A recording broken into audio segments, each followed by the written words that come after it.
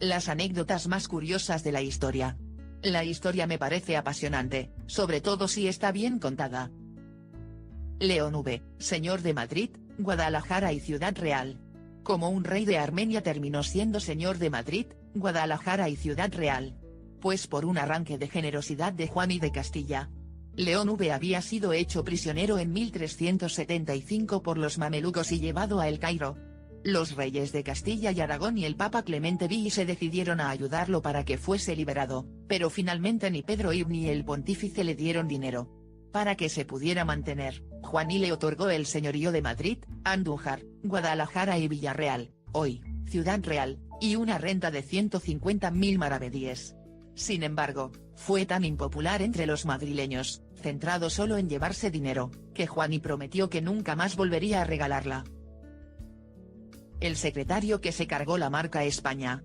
Como ocurre ahora, un país demasiado poderoso no suele contar con las simpatías de los demás. Eso le pasaba al Imperio Español en el siglo XVI. La puntilla la puso Antonio Pérez, secretario de Felipe I. Intrigó en contra del hermano del rey, intentando que se enfrentaran, pero el tiro le salió por la culata y tuvo que huir. Como su familia procedía de Aragón, que se regía por sus propios fueros y donde no le sería tan fácil juzgarlo, se dirigió a Zaragoza.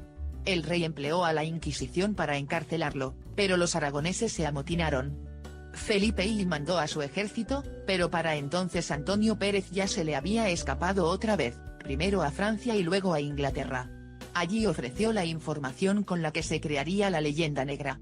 De poco le serviría, porque a la muerte de Felipe I su figura dejó de tener interés y murió en la pobreza. Naranjas de la China. Ahora sabemos que las naranjas vienen de la China, o de India, pero cuando los primeros viajeros españoles llegaron a China y vieron algo tan corriente aquí como una naranja, no se lo podían creer. Ese es uno de los posibles orígenes de la expresión. Otra es que los vendedores anunciaban naranjas de China cuando todavía no era posible traerlas en buenas condiciones, pero los clientes no picaban. En cualquier caso, el origen de la propia palabra naranja es curioso, procede del sánscrito y de allí pasó al árabe. Fueron ellos quienes las trajeron a España y de la pérdida de letras del español naranja se pasó a lenguas como el inglés. Sin embargo, en árabe suena Portugal, igual que Portugal, ya que los portugueses trajeron en el siglo XVI nuevas variedades desconocidas hasta entonces. El pintor burro. En el Salón de los Independientes de 1910 se expuso la obra titulada Et le soleil s'endormit sur l'Adriatique, y el sol se durmió sobre el Adriático, de un tal Joachim Rafael Boronali. El pintor además publicó un manifiesto artístico en los periódicos, algo corriente en la época, lo que lo puso en boca de todos. El misterio sobre el personaje duró hasta que el pintor Roland Borgeles le contó la verdad al director del diario Le Matin. Boronali era el seudónimo de Lolo, el burro del dueño del célebre cabaret, todavía abierto, Le Lapin Agile. Junto a otros pintores ataron a la cola del animal un pincel con el que pintó su mejor, y única, obra. La invención de la silla eléctrica. Ajusticiar a personas no fue el uso original de la silla eléctrica, sino que era una estrategia de marketing. Su inventor fue Harold B. Brown, un empleado de Thomas Edison durante la llamada Guerra de las Corrientes. Edison utilizaba la corriente continua, pero vio cómo Nikola Tesla ideó la corriente alterna, que permitía transportarla más lejos sin pérdidas. Para convencer al público de su peligrosidad, Brown creó la silla eléctrica, con la que electrocutaron a varios animales, entre ellos un elefante. De poco le sirvió cuando el propio Tesla se expuso a la corriente sin sufrir daños. Para lo que sí fue útil el invento fue para convencer al estado de Nueva York de que este método era más humano que el de la horca. Para encontrar una batalla, hay que hallar el primer hueso. Encontrar un hueso del año 1200 a.C. no es tan raro. Lo verdaderamente especial del descubrimiento que hizo el arqueólogo aficionado Ronald Borgward mientras paseaba con su padre por la orilla del río Toyense fue que el hueso tuviera clavada una punta de lanza. Desde entonces se siguió buscando restos en la zona, hasta encontrar restos de 130 personas. Esta batalla de Toyense, en la que se estima que pudieron participar más de 750 personas, es la más antigua de la que se tienen pruebas, aunque hay textos en los que se narran otras anteriores. La liberación de los presos de la Bastilla. Si algo saben hacer en Francia son símbolos, la Torre Eiffel, la baguette. Entre ellos está la toma de la Bastilla. En 1789, el pueblo francés estaba harto de su rey. La Bastilla se había convertido en el símbolo de sus desmanes después de estar allí detenidos personajes como Voltaire o, en ese momento, el Marqués de Sade, partidario de la revolución. Para atizar más leña al fuego, el prisionero aseguró que iban a matar a los encarcelados gritando desde la ventana de su celda. El 14 de julio, los revolucionarios decidieron tomar la prisión de Julio, que guardaban más de un centenar de soldados. La sorpresa vino cuando, tras la toma, descubrieron que solo había 7 prisioneros y que el Marqués de Sade había sido transferido a un manicomio unos días antes. Hacer un descubrimiento jugando con excrementos de elefantes. Las huellas de la Etoli, Tanzania, demuestran que hace 3,5 millones de años los homínidos ya caminaban de pie. Lo curioso es que se descubrieron cuando Andrew Hill y David Western, 2 miembros del equipo liderado por la antropóloga Mary Lea Kay, se aburrían tanto que empezaron a lanzarse estiércol de elefante. Cuando Hill se agachó a buscar más munición se dio cuenta de que estaba sobre las huellas. Maquillaje para evitar infecciones. El maquillaje no es nada nuevo y para comprobarlo solo hay que ver a los antiguos egipcios. Mucho antes de la primera barra de labios, en Egipto ya se maquillaban los ojos con col fabricado con plomo, que prevenía las enfermedades infecciosas en los ojos. Y desde luego, el maquillaje no era solo cosa de mujeres, hombres y niños se aplicaban igualmente el col. Un rey analfabeto. Durante siglos, que un rey no supiera leer no era raro. Por ejemplo, Carlomagno no sabía leer y sin embargo emprendió un pequeño renacimiento durante su reinado. Otra cosa era que a finales del siglo XVII, cuando la lectura estaba extendida entre las clases más pudientes, un rey no supiera leer. Fue el caso de Carlos I, llamado el hechizado, aunque probablemente ese era el menor de sus problemas, no habló correctamente hasta los 10 años y al caminar debía apoyarse en algo para no caer.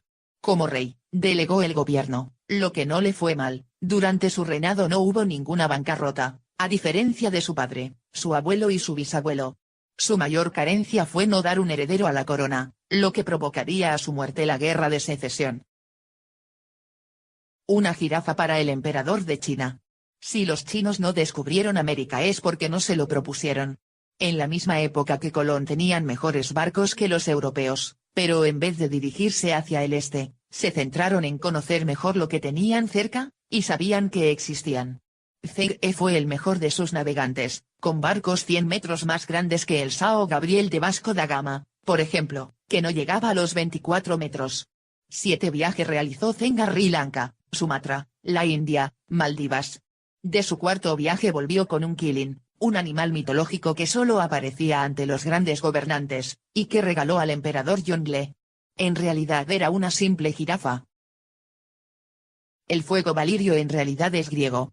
En Juego de Tronos, para evitar la conquista de desembarco del rey, se lanza fuego valirio desde las murallas.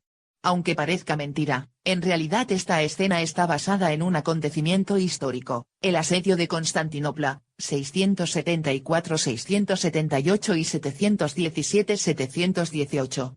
Sin embargo se cree que su inventor fue Arquímedes, quien en el año 214 a.C. destruyó parte de la flota romana con el llamado fuego griego durante el asedio a Siracusa. De poco serviría el invento, Siracusa sería tomada 2 años después y Arquímedes asesinado. El baile de San Vito fue real. Ahora no es más que una expresión, pero como la mayoría, el baile de San Vito tiene una base histórica. Entre los siglos VI y hubo varias epidemias de una misteriosa enfermedad que hacía que los dolientes no pudieran parar de bailar hasta morir de agotamiento.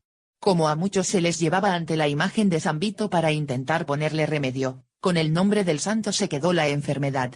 De uno de estos episodios ocurrido en 1237 nació el cuento del flautista de Hamelín. Laurel contra la calvicie. Ya en la antigüedad los hombres no llevaban bien quedarse calvos. Aunque muchos como Hipócrates buscaron la solución echándose de todo en el pelo, Julio César encontró un remedio definitivo, pidió al Senado que le dejase llevar siempre la corona de laurel que podían portar los generales triunfantes a su entrada en Roma. Así no se le vería la calva. El primer asesinato se produjo en Atapuerca. El primer asesinato del que se tienen pruebas sucedió hace unos 430.000 años en Atapuerca, Burgos. La víctima fue el dueño del cráneo 17, que tiene marcas de 2 fuertes golpes realizados de arriba hacia abajo, lo que descarta el accidente. Del arma solo se sabe que se trataba de un objeto contundente y del agresor, que era diestro. El rey de la máscara de plata.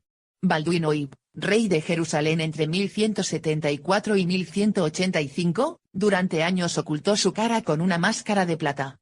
La razón era que sufría los estragos de la lepra, que le había dejado sin nariz, originando el mote de rey cerdo.